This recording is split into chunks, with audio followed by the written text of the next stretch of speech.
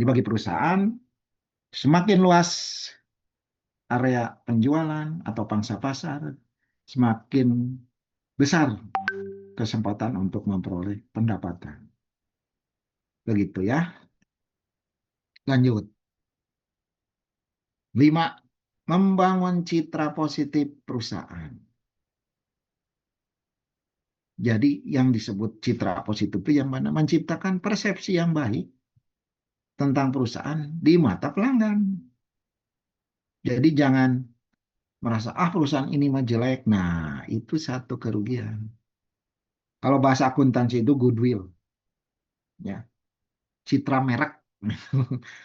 Kalau perusahaan mereknya sudah kena di hati konsumen atau wah kalau merek ini, perusahaan ini barangnya bagus-bagus. Nah, kalau seperti itu sudah kena.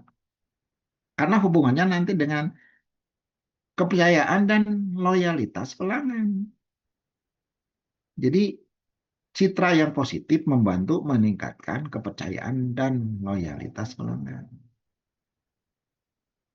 Misalkan reputasi seorang teman yang dapat diandalkan. Citra positifnya apa? Membuat pelanggan merasa nyaman, yakin membeli produk itu, gitu ya.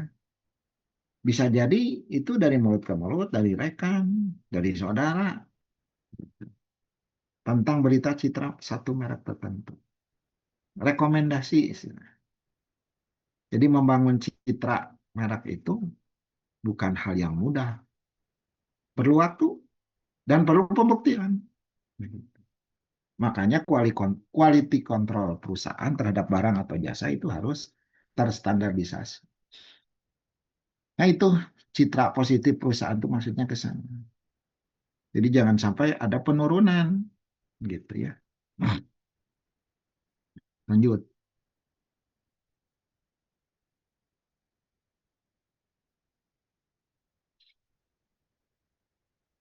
Meningkatkan kepuasan pelanggan ya.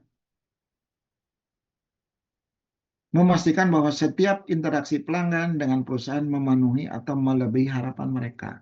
Puas. Jadi apa yang diangan-angankan yang menjadi obsesi pelanggan itu mereka terpenuhi. Jadi kepuasan pelanggan yang tinggi mendorong loyalitas tadi. Rekomendasi dari mulut ke mulut. Word of mouth. Kembali lagi ke nilai. Jadi kalau perusahaannya barangnya bernilai, apalagi harganya murah, ya itu diburu oleh pelanggan. Begitu. Jadi mungkin antar pelanggan nanti atau dengan rekan itu akan bercerita pengalaman mereka kepada teman, keluarga. Sehingga itu menjadi rekomendasi ya bagi orang yang sudah diceritakan.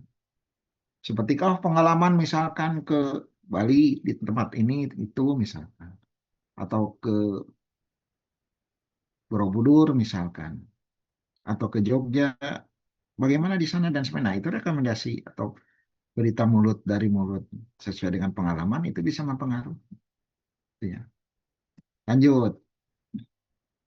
Fungsi yang selanjutnya, tujuan yang selanjutnya, menciptakan permintaan. Nah, ini yang sulit ya, karena perusahaan itu harus memang berat. Beratnya apa ya? Persaingan. Menciptakan permintaan itu tidak mudah.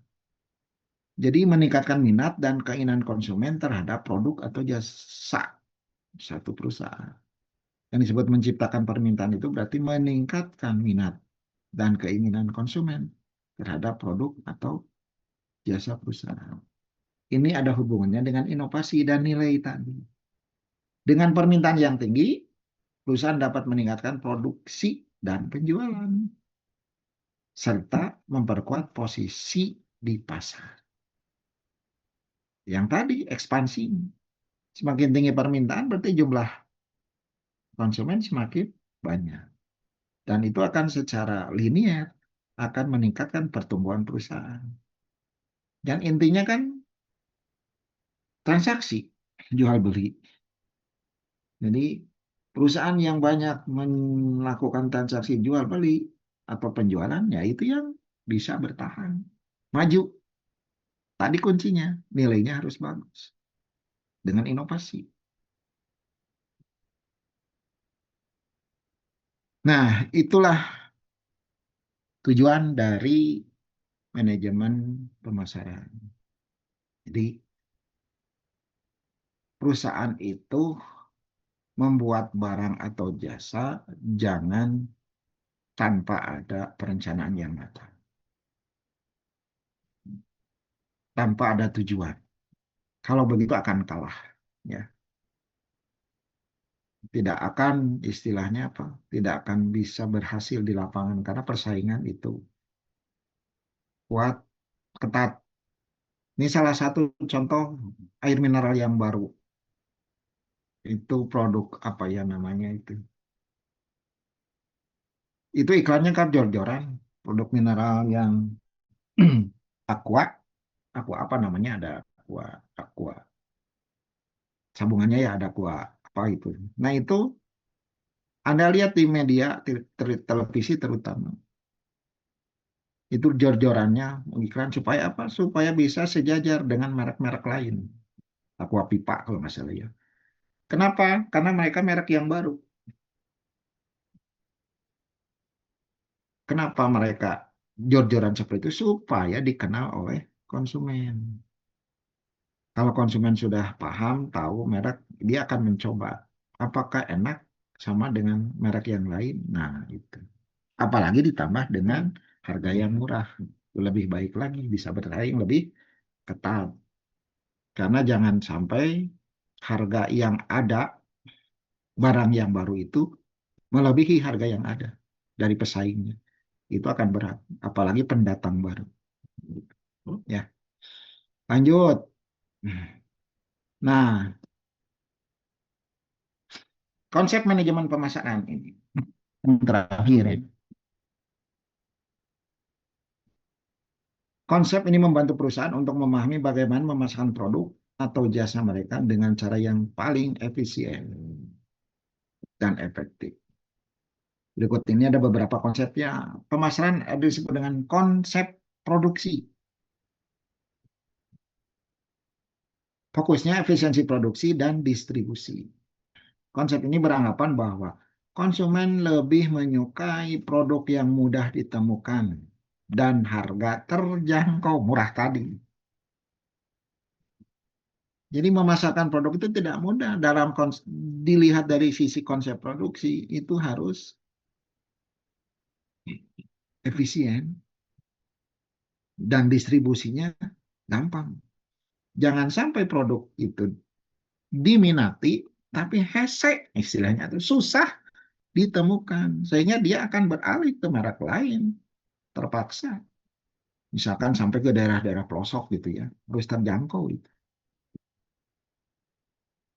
Oleh karena itu perusahaan fokus pada peningkatan efisiensi produksi dan distribusi agar produk dapat diakses dengan mudah dan murah. Begitu. Apalagi kondisinya seperti di kita. Jalan-jalan ke kabupaten itu kan jauh. Nah, itu harus dipikirkan oleh perusahaan bagaimana cara mendistribusikan. Yang lebih bagus itu kayak Indomaret Alfamart. Itu menyentuh semua ke pelosok. Makanya Indomaret Alfamart susah dikalahkan. Kenapa supermarket-supermarket itu jarang pengunjungnya? Salah satunya ada pesaing itu. Alfamart Indomaret. Padahal itu satu perusahaan. Diciptakan untuk seperti itu strategi pemasaran. Lanjut, dari konsep produksi kan konsep produk. Fokusnya apa sih? Jadi barang itu berkualitas, produk itu, dan punya inovasi. Dinamis. Konsumen akan lebih memilih produk yang menawarkan kualitas, kinerja, fitur terbaik. Asa-asa. Perusahaan mengadopsi fokus pada inovasi produk, perbaikan yang terus-menerus. Jadi tidak stagnan, tidak diam. Gitu. Anda lihat revolusi model mobil ya otomotif. Kembali lagi ke contoh otomotif. Kenapa? Karena ini yang paling kelihatan sekali. Anda lihat model mobil Suzuki dengan model Honda atau Toyota, regenerasi inovasinya cepat mana? Relatif cepat Toyota dan Honda. Suzuki itu cenderung satu stagnan, kemudian model itu tidak kontinu, istilahnya terputus di tengah jalan. Baru 2 tahun berikutnya ada mobil baru dengan model baru dan modelnya jauh dari perbaikan yang model sebelumnya. Harusnya inovasi itu lebih meningkat dari speknya, dari cc mobilnya, dari aksesorisnya. Ini mas cc turun di Suzuki itu kejadian. Akhirnya pelanggan tidak mau atau kurang berminat karena nilai produk itu turun, bukan naik. Itu yang dimaksud dengan inovasi dan kualitas. Bagi pelanggan apalagi yang mapan ya, pelanggan yang bisa membeli mobil-mobil di atas 500 juta ke atas, itu mereka tidak lihat harga dulu lagi, kualitas mobil.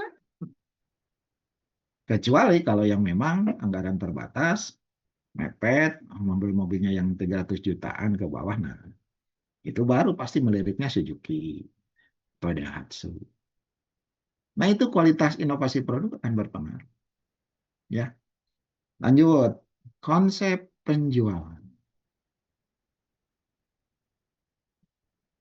Jadi fokusnya kepada usaha penjualan dan promosi marketing itu. Ya, konsep ini mengasumsikan bahwa konsumen tidak akan membeli produk dalam jumlah yang cukup kecuali perusahaan melakukan usaha penjualan dan promosi yang signifikan, yang berarti. Kenapa merek-merek di iklan itu banyak? Ya salah satunya apa? Ya promosi. Promosi itu bukan hanya di media, tapi strategi dalam penjualan. Ada istilah diskon, ada istilah buy one get one, kalau ya dalam barang-barang yang kecil. Potongan harga dan sebagainya. Ya, ini sering digunakan oleh perusahaan-perusahaan. Untuk apa? Untuk menarik konsumen. Supaya apa? Supaya konsumen lebih banyak sehingga penjualan lebih meningkat.